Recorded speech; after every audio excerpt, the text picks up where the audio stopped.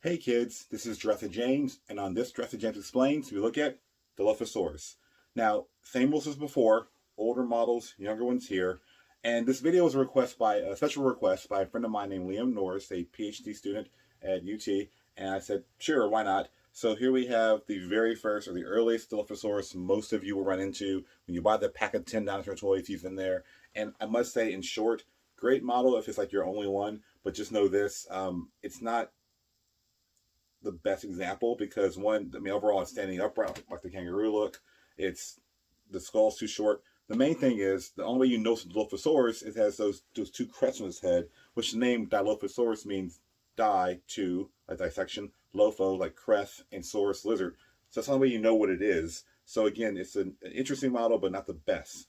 Now, fast forward to 1993, and Carnegie comes out with this, and these are actually from I love it. My friends like Liam and my friend Tim McSweeney, they're like, hey, we are too old for dinosaur toys. Do you want to buy or have them? And that's how I get more. So these two guys are, same species, different model. 1993, I think they came out, which is ironically the same year as Jurassic Park.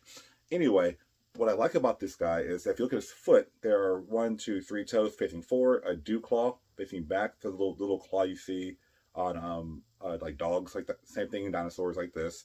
And the toes are spread out, which is really cool because we have found early Jurassic footprints that are either not Dilophosaurus itself, but its family type or its grouping, and they have spread out toes like that. So that's really good, actually. The hands are understandably incorrect. What I'm saying is there's a three claws, of course. Uh, Most theropod dinosaurs have three clawed fingers, and they don't have a fourth finger. Or there's a few exceptions here or there. Dilophosaurus has a fourth. Actually, I'll show my hand. So they have the first claw, longer finger, bigger claw than these two, and a little nub, which is the claw. So they actually have four digits. They didn't. I'm not sure they knew that or not at the time, but the idea is that that didn't show that correctly. But overall, it's a pretty good, decent figure. Um, and then, of course, the real reason we know Dilophosaurus is Jurassic Park. And of course, here's one of those like generic, like the model types that you can buy, and the neck frill's ingrained. And I often, I'm not going to make a big deal about this because obviously, but Dilophosaurus did not have a neck frill. It did not spit venom. And I remember when I first became a tour guide, because I would teach in college, and everyone's like, okay, sure, in the geology department. But then I would go became a tour guide at like the big people who didn't know science, which was weird. And I remember this one guy was like, I can't believe it. Like, how do you not know it's a frill? And I said, because like there's no evidence of it. And Michael Crichton made the venom up in his book, and Steven Spielberg, a video on YouTube, have him saying, yeah, I just gave it those features because it was really cool. And people were, but how do you know? Like, well, Samuel Wells, the guy who discovered it, wrote about it, because it was discovered in 1940 by a Native American Navajo man named Jesse Williams in 1940. 1942, Samuel Wells went there and found this, the skeleton we know as Dilophosaurus, and he was like, he came like, I don't see any frill, neck, suggestion, anything. So anyway, the main thing is the Jurassic Park. My first Dilophosaurus actually was this guy right here. It was and they call it, quote, the spitter in the movie because in the movie it spits venom, of course. But the idea is if you put it in water, you can. I'm not gonna squirt it because like there's minerals and stuff and electronics. But the idea is that this is it, and the feet have a dew claw on the side there. The toes are all straight; they're not like spread out like we know in the footprints. The hands have the very Jurassic Park esque, like this, which is not correct. If you do that to a dinosaur, you're breaking its wrist. Their wrists are palm to palm. The predator dinosaurs. If you turn them this way, you break them like Deadpool. Uh, but the crest is really neat because one, they do have these little notches right here, these little two bumps here. The top of the crest we're not sure because the first Dilophosaurus found did not show a crest, and then he went back in 19 because actually here's history lesson, and they first discovered it. The crests weren't found on it, so the idea was it was thought to be a megalosaurus. And megalosaurus is what we call it a waist-bastic taxon, which there is something that we think is megalosaurus, but a lot of other dinosaurs that are not sure they fall in, they get classified as megalosaurus. So that was the idea initially until 1960, I think, four. He went back and found more and found the most well-known skull was the one with the crest on it. And the weird thing is that the crest actually, they have like this part of it, but not the front. They see where the front begins, but they don't actually have this part here. So we're not really sure the actual shape of the crest, which is kind of interesting because it's such an iconic part of the animal, but like we don't know about what it is or how it works. Anyway, the point is, this is the general one, and I remember in the Jurassic Park Sega Genesis video game that's like showing how old I am. Uh, they were, they felt very, the Dilophosaurus seemed very like amphibian squishy like because they're spitting venom, and in Jurassic Park the wiki page the detailed information suggests that the venom was a side effect or a of the amphibian DNA put in dinosaur DNA. So trying to like retcon it, make it make sense. I don't know. One thing that was cool about Jurassic Park 1 figures, though, is that they had the figures of the adult animals, and because they had a lab where they were growing them, the people who they came with, the figures of the humans in the movie would have baby dinosaurs with them. The reason I liked this idea was one, yeah, it's not like super accurate, but as far as baby dinosaur goes, big head, large eye, small nose, it has those features that mean baby dinosaur. Because most of the time, kids like myself would just take a normal Dilophosaurus or another like a smaller model and make it the baby. But babies will be technically underdeveloped because they're on the way of becoming human. Not human, adults. Sorry, I just in general. Yeah, the point is we have here the Dilophosaurus. Now this one I don't have the batteries in it, but it would scream. So you would put the left here and it would go and then the neck frill is there, which is removable. And I want you to know that once I found out that they really didn't have neck frills as a kid, mine did not have a neck frill. I just put it on for display purposes here now. But the idea is that the animal, I like that one, they're more elongated. It's not the kind of chunky trunk body like this. The tail is pretty long, which is really good because dinosaurs have long tails usually. The hands have the wrong wrist. I mean, same as this guy. The Jurassic Park bent wrists like that. So it's not like that. But there's a dew claw, so pretty good for this guy. Jurassic Park 2 came out, Lost World. RG2 came with this little baby Dilophosaurus here. It did not feature any more of the movies as far as an actual animal, just a digital hologram in Jurassic World. But that's, pretty good, interesting example. There was a repaint of the original that had this guy here. Same overall mechanics, but the difference is the arms actually could rotate on a joint. And it spit venom as well, spit water as well. Then the copycats begin. And there is a company called Dinosaur Valley, and they have their own Dilophosaurus. And the thing that annoyed me were three things. One, it had a neck frill on it. That neck frill was lost in time because I remember as a kid, I found they weren't real, and I was like, how dare these toys lie to me? I remember I cut it off the toy, and it was just not a neck frill, which after seeing Toy Story, I'm like, wow, that wasn't really cool. But the point is, what's neat about this guy overall is that they gave it a fail, which is not defined by anything. There's no proof of that. Also, they reduced his toes. It should be 3 main toes and a little dew claw on the side. This has only 2 toes, which is weird. And then the hands, although they are still the Jurassic Park, they're like like that, but it's still kind of going in a little bit. So I'm like, yeah, it's not terrible. And I did want to kind of diversify my Dilophosaurus collection. So fast forward to Jurassic Park 3, where they kind of didn't care as much about the toys, apparently, in my opinion. So we have this guy here, which was really neat. It had a neck frill as well. I removed it as well because consistency. But there's the 3 toes in the front, dew claw on the side. As the hands or the forelimbs are the right ones like the Jurassic Park style. The other one's kind of turning. So again, hinting at our change in belief.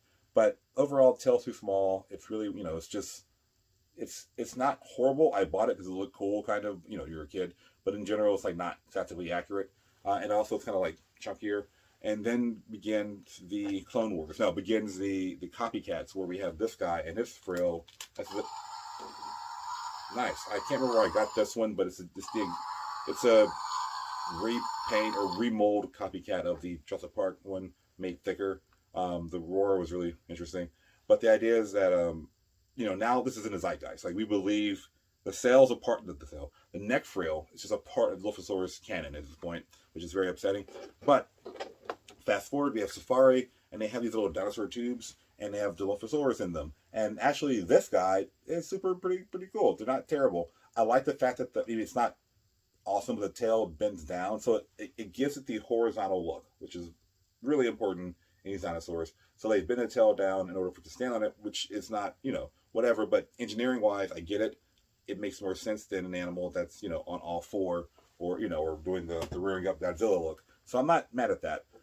They had a Safari dinosaur tube set, so it's a Dilophosaurus skull from that. Again, I remind you that unlike the earlier ones, this crest does not go to the end of the nose. It's actually right where the eye is. There's a hole right there called the antorbital fenestra, and that's where it's actually a part of that growth process. So It doesn't quite show it that well here in this model because again it's a kid's toy, but anyway. Fast forward, you go to Walmart or certain dollar stores and you see this guy here, which is one of those. It's like retrograde. It's like we're going minus the cell frill. We're going in the right direction, and they're like, no, because it's a very, very bulky animal. And again, I can't speak too harshly on that, only because as far as dinosaur paleo art goes, a lot of skeletons or dinosaur designs are very like skin tight. So the animal's like, here's a skeleton, they put the skin on it, a few muscles, and you there. A lot of animals today have more bulk in certain areas, so maybe it was a bulky animal, but the overall anatomy and footprint suggests not because for the Dilophosaurus. So this was really neat because, or weird, actually not neat. It has the 3 toes in the front, Ducal on the back. It has 3 fingers in the hand, not the 4th nub, so that's missing. But the crests have this 1, 2. There's a 2 crests here, and the skull kind of like a ridge there. That's not found at all, so that's kind of weird. But it's there. So move forward. We have the Chile, I believe, the Dilophosaurus, which is a serious attempt to update. So it's bigger, but again, its tail's too short. Its hands are wrong. The crest is all right, but overall, like this guy, I mean, it's doing better. It's not going backwards. The tail should be longer, but I get that it's going down for the engineering is saying here's his balance. Its ankle is kind of twisting. And one of the defining features on dinosaurs is their ankles like go only one way. They can't like twist around like ours can. Ours being human, assuming you're human. But there's articulation in the jaw. There's a little nub part of the crest in the back. The crest overall is not terrible. It does go too far to the front, in my opinion. And one thing to point out, Dilophosaurus had really long teeth. So in the front, the teeth kind of face backwards. The middle teeth, which is what the maxillary will be, the bone right there, for them are very long. So sometimes you see the teeth kind of going longer than the jaw, like overbite kind of thing. So that's not entirely inaccurate. This guy here is my favorite science model of Dilophosaurus. It's a Papo figure.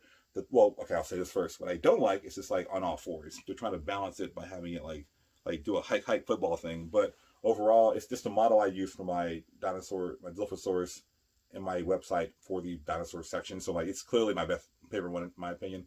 But overall, there's jaw articulation. The crest to me is as good as it can get given our knowledge on the crest. And overall, it's the elongated body. I like all of that basically. So it's the most accurate in my mind. And of course, my newest Dilophosaurus is the Jurassic World one that has the built-in frill that you can't cut off. How about that? And actually, there's a soft stomach and a hole so it can spit water too, the toy. And that's, but it's actually pretty well balanced, which I'll give them that. That's pretty cool because usually the tails are not balanced are not as heavy or big. So I don't know. Now, that's Dilophosaurus in a nutshell. These guys. Now I'm gonna go over a little bit of history of the animal. I was doing a behind the scenes virtual talk last week or sometime, and someone asked me about the Dilophosaurus lineage, its evolutionary family tree, where it fits in. That's a big deal apparently. I've been doing research on that topic anyway, and it turns out that we don't know where Dilophosaurus fits in any family tree of theropods. What I'm saying is when they first discovered Dilophosaurus, naming it Megalosaurus, it was like, oh yeah, Megalosaurus, we know where he goes. But when Wells went back in 1964 and found the crest skull, the really famous crest skull, he realized it was a little bit different. So here's the thing: in the late Triassic, 225 million years ago in Arizona, petrified forest, you have dinosaurs. Well, like Dilophosaurus here, who was one of the earliest, most a well-known dinosaur from that time, but dinosaurs were not in charge. So what's going on is these large, called pseudothuchians. They're a crocodile cousin, uncle kind of thing. And these large croc-like things, these are more the predatory branch. There were some that were herbivores. There were some that were amphibious, living in the water, in and out. Not amphibians, but amphibious. And these guys ruled the area. In fact, this is not the scale. They were way bigger on average than Dilophosaurus. So it was thought initially that Dilophosaurus, was a Dilophosaurus-like form. Now, it's still in the overall arching group, but they thought maybe it was just a little bit a more robust version of that. Well, then some paleontologists who argue, actually, they believe, because he has a crest and other features, that Dilophosaurus is a relative of, wait for it, Ceratosaurus. This guy here from late Jurassic North America, and everyone kind of agrees that it's not an Allosaurus. And Allosaurus is way more advanced and all that, and there's certain features that are there. So after the Triassic Jurassic extinction event, where these things die out, the Coelophysis die out, and we see Dilophosaurus showing up in the early Jurassic. What we're seeing is these dinosaurs are getting bigger. So the idea is that they were kind of in the environment not forced, but there was a niche to be smaller because these large crocoid things were bigger. When those large crocoid things died out, dinosaurs are like, I'm coming out. I'm kidding. They get bigger. So Dilophosaurus, actually, despite Jurassic Park making it 4 feet tall, they're actually like 20 feet tall. They're really huge animals in their own right. And they're larger than any modern predator on land, actually. So what's the big deal? They initially thought that the coelophysids evolved into Dilophosaurids, who evolved into Ceratosaurs, and initially thought Allosaurs. That was the line there of these guys. Well, it turns out no. There's arguments against that. Adam Marsh is the head paleontologist at the museum at the Metropolitan Forest, and he, among other people, thought that Dilophosaurus is somewhere near Cryolophosaurus, the southern, or actually the Antarctic, the ultimate southern dinosaur. And this guy it's called Cryolophosaurus, which means frozen crested lizard, because it's in the Antarctic, it's a crest here. So it's instead thought that the Coelophysoids are in one group, and the Dilophosaurus and Cryolophosaurus is like a different kind of group, and the Ceratosaurs are their own group, and the Allosaurs are their own group of theropods. And this line, the break right here, represents the Jurassic break in time. So, and then finally, the Megalosaurs here are their own branch, even there. So it's thought that this, after the Jurassic extinction, dinosaurs diversify. The big deal is Dilophosaurus is one of the first large dinosaurs. It's one, at 20 feet long, that's a pretty big animal. But it only weighed 1,000 pounds roughly, or 1,500 pounds, which you say only 1,000. But given that dinosaurs get big, Allosaurus and, T-Rex, it's pretty big but small kind of thing. And it's now thought to have been its own little grouping here. And they're still debating it. And actually, Dr. Marsh is taking all the skeletons we know of this animal and comparing with the 3 skeletons, really. There is one species thought to be found in China by Chinese scientists, Dilophosaurus sinensis, and Sino meaning Chinese, instance of China. But there are other paleontologists who think they're actually Cryolophosaurus skeletons, so that's a whole debate in itself. But in general, you're seeing these different branches. Now, we're not sure who's related to. It's been debated. It's being debated continually, but it's somewhere in this middle ground between these 2 groups overall. Last but not least, what does Dilophosaurus eat and live with? The dinosaurs the environment that these guys are found in, Dilophosaurus, is not as well for preserving fossils. The late Jurassic, where Coelophysis is found, the petrified forest, there are rivers and swamps and things, and that water is there to help preserve fossils. And as we see in the Jurassic point, we see more drying out in the region, and sand is not the best fossil preserver overall because the water can seep through it. There's abrasion from the sand, the winds and stuff, so animals die. So it doesn't preserve a lot. So it's not that this environment is very sparse as far as animals. It may not be that animals will be preserved properly. So that being said, we do know that there is a primitive sauropod, long-necked dinosaur called Saurosaurus, and they have bite marks on it from a large predator. And if this is Plesiosaurus, a Triassic prosauropod, but Saurosaurus looks similar to it. So they see bite marks on some of these skeletons, and Dilophosaurus is the only large predator in the environment. So it's believed that this guy would have eaten things like this. You'll hear a lot of it maybe ate fish because their front teeth and their premaxilla went backwards. The back teeth are weaker, they believe. But that idea is being challenged by new research. They're taking the skulls and making 3D images and scanning them and combining them and all that. So now we're thinking it actually had a pretty good, decent bite and could have killed and eaten things like this. That being said, the last thing I want to point out, Dilophosaurus loves eating. For those of you who are born post the 90s, you all know this reference. It's called Newmans. They eat Newmans. I'm sorry. Dennis Nedry, the Jurassic Park, the guy who got eaten by the Dilophosaurus. That's a bad joke, if you're wondering. You're welcome. The point is very simple. Dilophosaurus is a really rich history and story, and I could talk for 3 more hours, but the video is already too long, so thank you very much. Next week, we'll be looking at Dinosaurs 101. That was the other request we have. I will say I can't go into too much detail because there's a class I teach at the museum called Dinosaurs 101, so I can't too much on free internet when people charge for that. So, but I will go over a general idea how we define dinosaurs. So that being said, I'll see you guys later. Thank you for tuning in and appreciating Dilophosaurus and all of its forms. and its cousins. That being said, see you later.